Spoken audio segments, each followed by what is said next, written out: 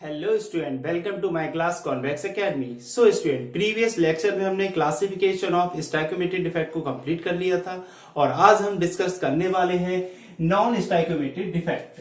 और आपका जो टॉपिक चल रहा है defects in solid. Defect in solid में क्लासिफिकेशन हम कर चुके थे, तो आज हम नॉन स्टोइकोमेट्रिक डिफेक्ट को स्टार्ट कर रहे हैं। अगर नॉन स्टोइकोमेट्रिक डिफेक्ट की बात की जाए तो इसे टू पार्ट्स में डिवाइड किया गया है और टू पार्ट्स में डिवाइड किया गया है। एक है metal access defect and second है आपका मेटल डेफिशिएंसी डिफेक्ट। जो आपका नॉन स्टोइकोमेट्रिक डिफेक्ट है, इसमें क्या होता है, मोस्टली जो आपका कोई भी अगर क्रिस्टल है उसमें जो एक आइडियल फॉर्मूला होता है, अगर उससे different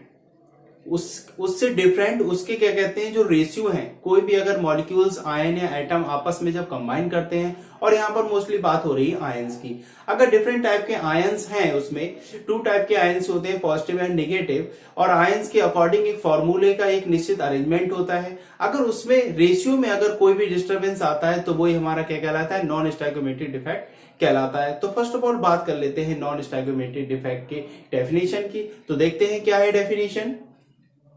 The compound in which the ratio of positive and negative ions in the compound differ। कैसे होंगे? differ होगा from that required by ideal chemical formula। Ideal chemical फॉर्मूले से थोड़ा डिफरेंट होता है।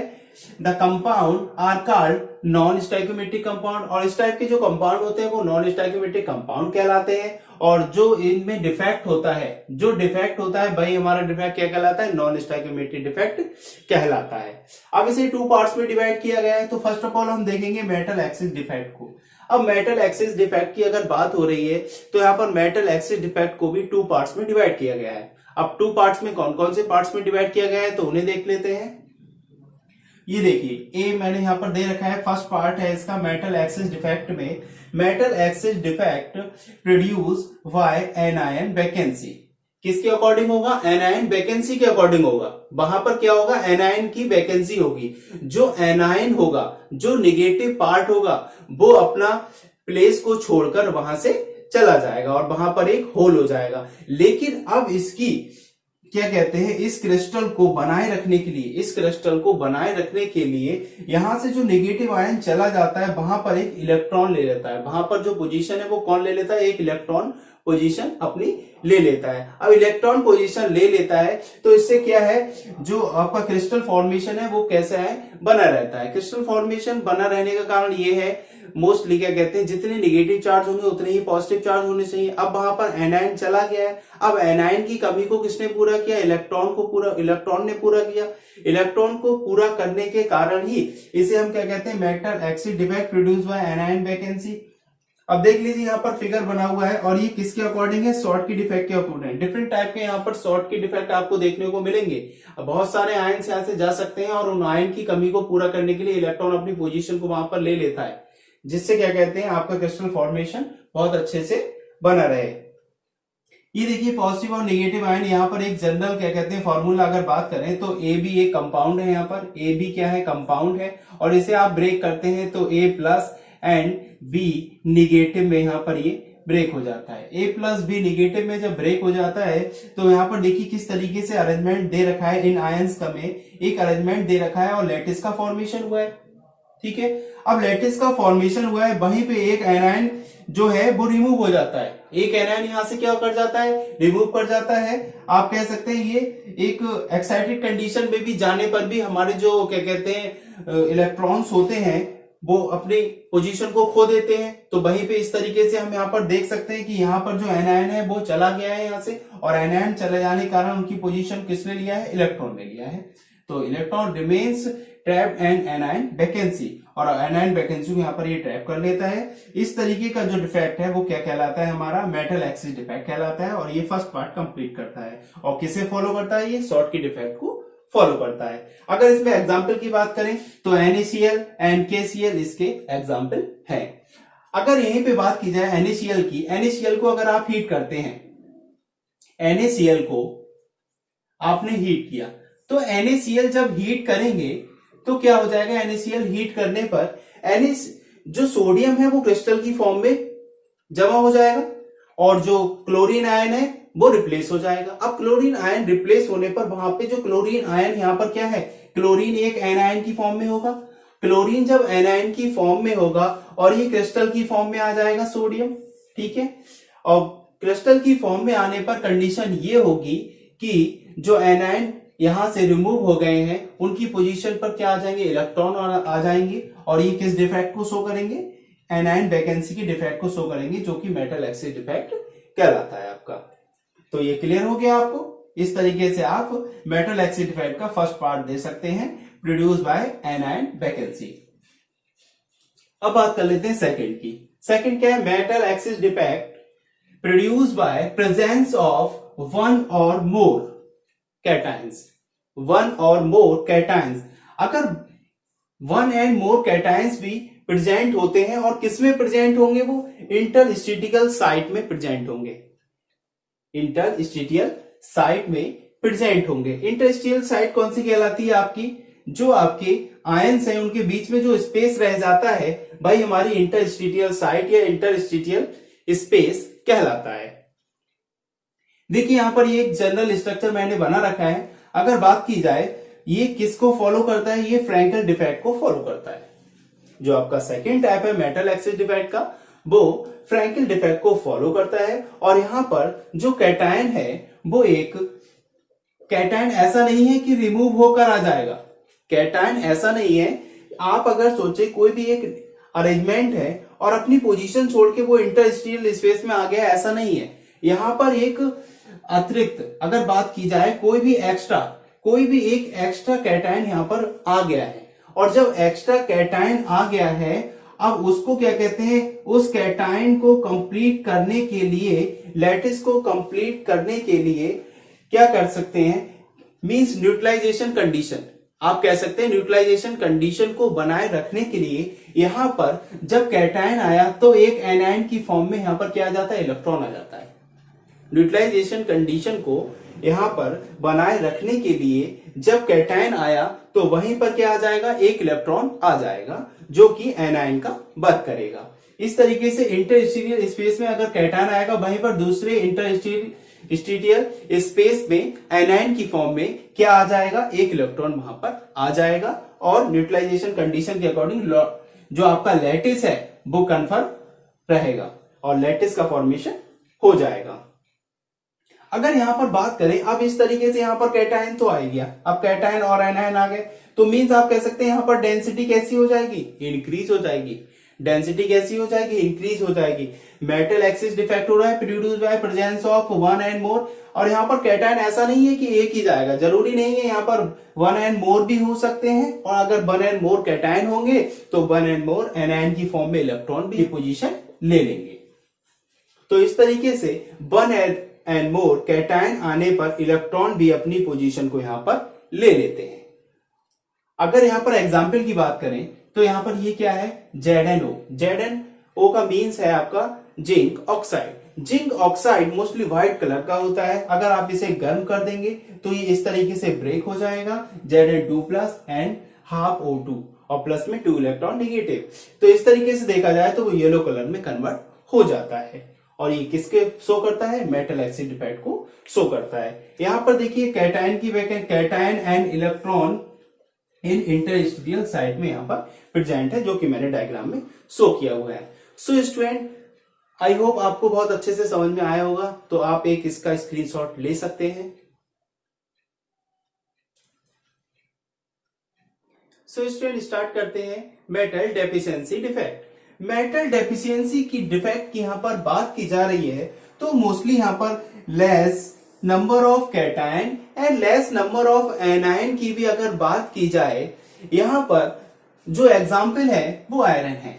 अगर आयरन की यहां पर अगर हम बात कर लेते हैं तो आयरन का जो ऑक्सीडेशन नंबर है या चार्ज की अगर बात की जाए तो वो +1 भी शो करता है, N+2 भी शो करता है, N+3 भी शो करता है। इसी के अकॉर्डिंग यहां पर इसे एक्सप्लेन किया गया है।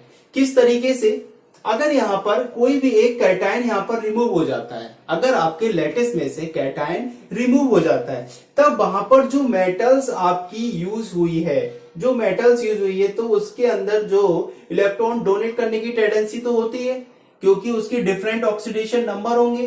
डिफरेंट ऑक्सीडेशन नंबर होने के कारण ही वहां पर क्या होता है, अगर सपोज किसी भी अरेंजमेंट में से या किसी भी ऑर्डर में से एक कैटायन यहां से रिमूव हो जाता है, तो उस कैटायन में नेक्स्ट रो में वहां पर जो कैटायन की पोजीशन है वहां पर चेंज हो जाती है।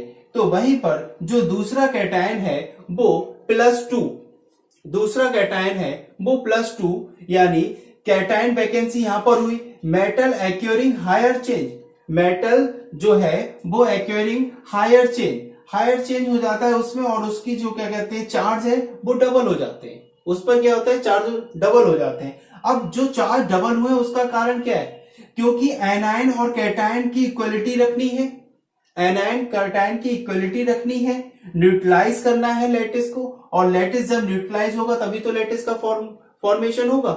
तो वो न्यूट्रलाइज कंडीशन को लेने के लिए जहां से कैटायन की पोजीशन रिप्लेस हुई थी, तो उस पोजीशन को छोड़कर अदर पोजीशन पर जो कैटायन है वो एक्वायरिंग की बात अगर की जाए तो एक न्यू चार्ज वहां पर फॉर्म हो जाता है और डबल चार्ज को वो शो करने लगता है। जैसे कि यहां पर देखिए ये फर्स्ट रो है, यहां पर कोई भी रिमूव नहीं है। अब आप सेकंड थिंग देखिए, यहां पर कैटायन रिमूव है, इस वाले प्लेस पर कैटायन रिमूव है। अब देखिए इसी कंडीशन में हम थर्ड रो में आते हैं। थर्ड रो में यहां पर देखिए ये कैटायन, यहां पर क्या हुआ है, यहां पर जो चार्ज है वो बढ़ गया है, यहां पर चार्ज बढ़ गया है, कैटायन है वो बढ़ गया है। कैटायन पर यहां पर सिंगल पॉजिटिव था, लेकिन यहां पर क्या है, डबल पॉजिटिव है। यहां पर क्या है, डबल पॉजिटिव। मैं इसे देखिए जो लैटिस है यहां पर एक न्यूट्रलाइज कंडीशन में होगा और लैटिस अपनी एक नॉर्मल स्टेट में बना रहता है। तो इस तरीके से ये कैटायन वैकेंसी को शो करता है, और कैटायन वैकेंसी जो हुई उसे दूसरे कैटायन ने उसे चार्ज मतलब एक्स्ट्रा चार्ज वहां पर आ गया, और जिसके अकॉर्डिंग ये जो लैटिस है इसकी जो वैकेंसी हुई थी उसकी वैकेंसी को इसने कंप्लीट कर दिया। तो इसका एग्जाम्पल है आपका फेरस सल्फाइड में, आप इसे देख सकते हैं कि किस तरीके से इन्हें वैकेंसी को कवर किया है। नेक्स्ट देखते हैं एक्स्ट्रा एनायन ऑक्यूपाइंग इंटरस्टीरियल साइट। अब यहां पर देखिए, अगर यहां पर पूरा एक अरेंजमेंट है, आप देखिए यहां पर पूरा एक अरेंजमेंट है, ये क्या है, पूरा एक लैटिस का अरेंजमेंट है, और पूरे लैटिस में आप देखिए कंप्लीट जो लैटिस है यहां पर सभी में कैटायन और एनायन प्रेजेंट है, सभी में कैटायन एनायन प्रेजेंट है। अब जब सभी में कैटायन एनायन प्रेजेंट है, फिर लैटिस में डिस्टरबेंस कहां हुआ, लैटिस में डिफेक्ट क्या हुआ, यहां पर क्या हुआ, एक बाहर से यहां पर क्या प्रेजेंट हो गया, एक यहां पर इलेक्ट्रॉन आ गया, और इलेक्ट्रॉन एनायन की फॉर्म में होगा, इलेक्ट्रॉन आ गया एनायन की फॉर्म में होगा क्योंकि उस पर निगेटिव चार्ज होता है इलेक्ट्रॉन पर। अब इंटरस्टीरियल साइट में इलेक्ट्रॉन प्रेजेंट है, अब इलेक्ट्रॉन प्रेजेंट है, लेकिन इस इलेक्ट्रॉन को न्यूट्रलाइज करने के लिए कैटायन चाहिए, न्यूट्रलाइज करने के लिए कैटायन चाहिए, जिससे हमारा जो लैटिस है वो कंप्लीट बना रहे। अब लैटिस कंप्लीट बना रहने के लिए हम यहां पर क्या करते हैं, आप थर्ड रो में देखिए, यहां पर जो कैटायन था उसमें एक का इंक्रीजमेंट हुआ है, उसमें क्या हुआ है, एक का इंक्रीजमेंट हुआ है। अब यहां पर देखिए इंक्रीजमेंट हो गया, यहां पर वैकेंसी को कवर करने के लिए डबल पॉजिटिव हुआ था, लेकिन यहां पर जो इलेक्ट्रॉन आया है उसे लैटिस में न्यूट्रलाइज करने के लिए यहां पर डबल पॉजिटिव आयन हो गया। क्या हो गया, डबल पॉजिटिव आयन हो गया। तो मेटल एक्वायरिंग हायर चेंज, यहां पर मेटल एक्वायरिंग हायर चेंज हो गया। और वहीं पर अगर बात की जाए तो एक्स्ट्रा एनायंस ऑक्यूपाइंग इंटरस्टीरियल साइट यहां पर प्रेजेंट हो गया है, और जो कि इसे शो कर रहा है। तो आप कह सकते हैं कि जो मेटल डेफिशिएंसी डिफेक्ट है उसे हम टू टाइप से देख सकते हैं, कैटायन वैकेंसी के थ्रू और एक्स्ट्रा एनायन जो ऑक्यूपाइंग है इंटरस्टीरियल साइट में आ जाता है। तो इस तरीके से आप मेटल डेफिशिएंसी डिफेक्ट को भी समझ सकते हैं। अब जो आपका लास्ट है, जो classification of defect in solid में लास्ट आपका था इम्प्योरिटी डिफेक्ट। इम्प्योरिटी डिफेक्ट में क्या होता है, मोस्टली जो इम्प्योरिटी डिफेक्ट है, जैसे कोई भी लैटिस है, कोई भी लैटिस में अगर कोई भी हम इम्प्योरिटी को मिला दें, इसमें क्या करते हैं, इंक्लूड कर दें, मिलाने पर क्या होता है, वो कहीं ना कहीं लैटिस में अपनी एक पोजीशन ले लेता है। लैटिस में अपनी पोजीशन लेने के कारण क्या होता है कि जो भी आपका कंपाउंड था उस कंपाउंड की प्रॉपर्टी चेंज हो जाती है। उस कंपाउंड की प्रॉपर्टी कैसे चेंज हो जाती है, सपोज NaCl का ये लैटिस है, NaCl के लैटिस में हमने स्ट्रांसियम क्लोराइड को इंक्लूड किया। अब स्ट्रांसियम क्लोराइड को इंक्लूड किया तो स्ट्रांसियम को अगर हम यहाँ पर ब्रेक करते हैं तो Sr पर डबल पॉजिटिव चार्ज होता है, ठीक है। तो यहाँ पर ये 2 कैटायन को शो कर रहा है, वहीं पर ये एनायन, इसमें कितने हैं, Cl है, वो एनायन को शो कर रहा है, और ये कितने 2Cl है यहाँ पर। देखिए अब यहाँ पर फर्स्ट रो में अगर देखें तो Na+Cl- Na+Cl- इस तरीके से यहाँ पर अरेंजमेंट है। देखिए ये अरेंजमेंट दे रखा है Na+Cl-। अब यहाँ देखिए ये Cl नेगेटिव, Na+Cl नेगेटिव, अब यहाँ पर आ गया Sr डबल पॉजिटिव। अब यहाँ पर Sr डबल पॉजिटिव आया है तो यहाँ पर हमें क्या देना पड़ा, यहाँ पर एक कैटायन वैकेंसी को शो करना पड़ा है, क्योंकि अगर यहाँ पर कैटायन को हम शो कर देते तो एनायन हमें यहाँ पर नहीं मिलता, क्योंकि हमें जो क्रिस्टल है उसे न्यूट्रलाइज करना था। इसीलिए जो Sr डबल पॉजिटिव है तो वहां पर एक क्या हो गई, इम्प्योरिटीज आ गई, और इम्प्योरिटीज में जो कैटायन वैकेंसी हो गई, और कैटायन वैकेंसी हमारे में क्या हुआ, सोडियम आयन वहां से रिप्लेस कर गया, सोडियम आयन वहां से रिमूव हो गया, और इस तरीके से इम्प्योरिटीज वहां पर इंक्लूड हो गई। और जब इम्प्योरिटीज वहां पर इंक्लूड हो गई तब इस प्रकार NaCl की जो प्रॉपर्टी है वो चेंज हो जाएगी। NaCl की प्रॉपर्टी चेंज होने की जो कारण था वो क्या था, इम्प्योरिटीज थी, और स्ट्रांसियम क्लोराइड ये क्या है, एक इम्प्योरिटीज है यहाँ पर। अब सेकंड थिंग अगर देख लेते हैं, सिल्वर क्लोराइड है, सिल्वर क्लोराइड में अगर कैडमियम क्लोराइड को इंक्लूड कर दिया जाए तब भी वही कंडीशन यहाँ पर शो होगी जो कि NaCl के केस में थी। तो इस तरीके से आप समझ सकते हैं कि इम्प्योरिटी डिफेक्ट में किसी भी क्रिस्टल में अगर कोई भी आप बाहर से अगर कोई भी सब्सटेंस या मटेरियल को इंक्लूड करते हैं तो उसमें इम्प्योरिटीज आ जाती हैं, क्योंकि वो कहीं ना कहीं कैटायन या एनायन की कंडीशन को डिस्टर्ब कर देते हैं, डिफेक्ट कर देते हैं, जिसके कारण उनकी प्रॉपर्टी क्या हो जाती है, चेंज हो जाती है। इसी को हम क्या कहते हैं, इम्प्योरिटी डिफेक्ट कहते हैं। सो स्टूडेंट, आज हमने metal axis defect, metal deficiency defect और साथ ही इम्प्योरिटी डिफेक्ट को भी कंप्लीट किया। अब इस तरीके से आपका जो डिफेक्ट इन सॉलिड का जो क्लासिफिकेशन था वो कंप्लीट होता है। इसी को हम क्या कहते हैं, इम्परफेक्शन ऑफ सॉलिड कहते हैं। इम्परफेक्शन ऑफ सॉलिड या इसकी क्लासिफिकेशन जितने भी तरीके से कैटेगराइज किया था उसके अकॉर्डिंग ये आपका कंप्लीट होता है। सो स्टूडेंट, आज का लेक्चर हम यहीं फिनिश करते हैं, मिलते हैं नेक्स्ट लेक्चर में। Thank you student.